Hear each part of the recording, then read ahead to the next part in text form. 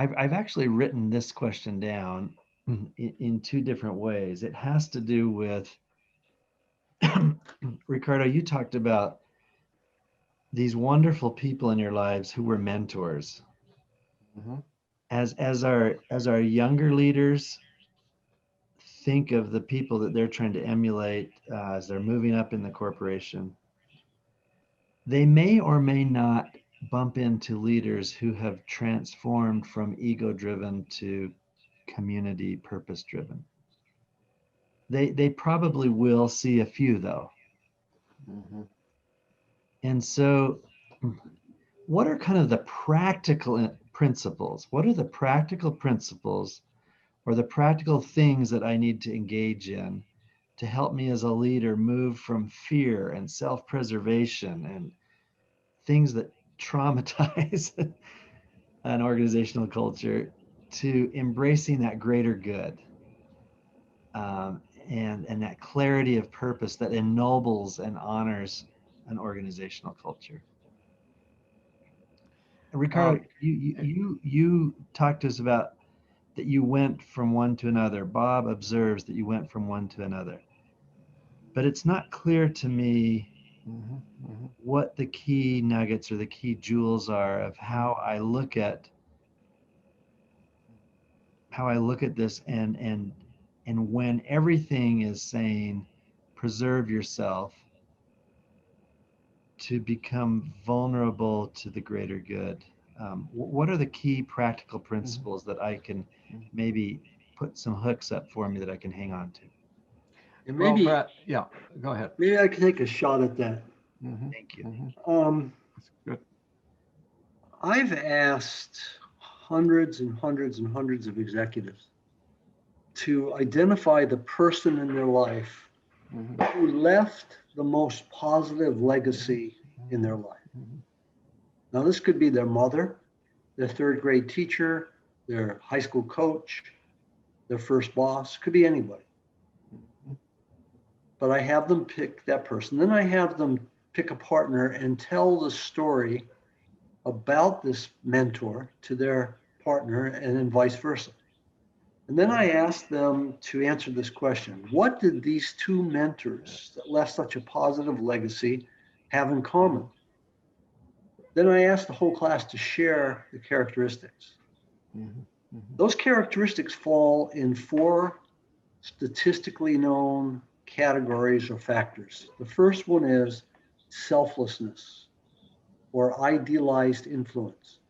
That is, this person cared about the collective good more than they did about themselves. They cared about me more than they cared about themselves. Number two is individualized concern. Hmm. They knew who I was, they knew me. They saw me as a unique individual. They understood my weaknesses and my strengths. Number three was inspirational motivation. Hmm. That is, they connected me to a better future.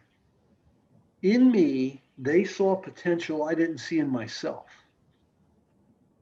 And then related to that, the fourth one is a poor label. It's called intellectual stimulation. But what it really means is they connected me to that future.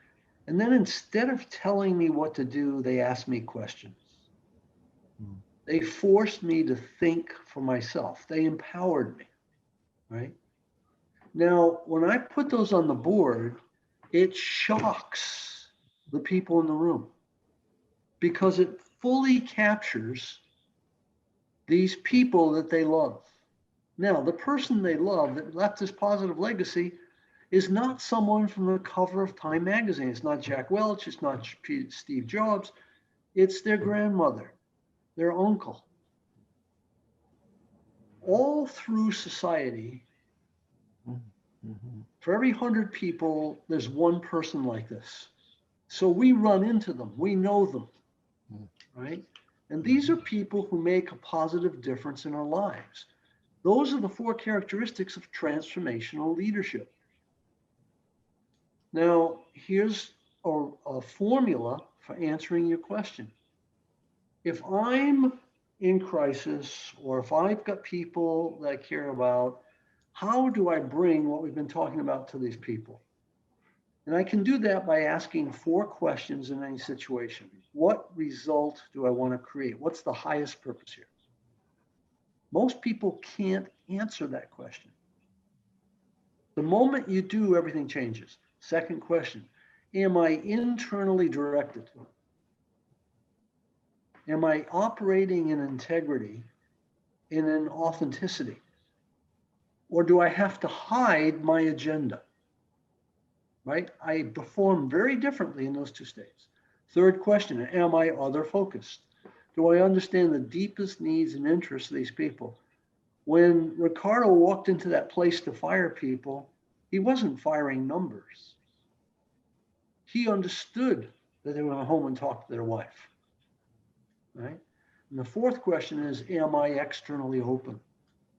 Can I live in equality with you, no matter how many stars on my shoulder? And can we co-create the future by learning together? Now, when you answer those 4 questions, your state of being changes. Your hormones change. You begin to pump in your brain oxytocin. You perform differently, and you bring light to other people because you radiate the light. All right? And I think that if you were to take everything that Ricardo's said today and tried to boil that down to a to-do list, that's your to-do list. 1, what does excellence look like? Well, I know the answer because I have people in my life that have left a positive legacy.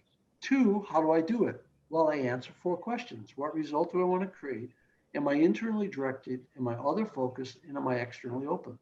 And it thrusts me into a high performing state where I'm working not for myself, but for the higher good.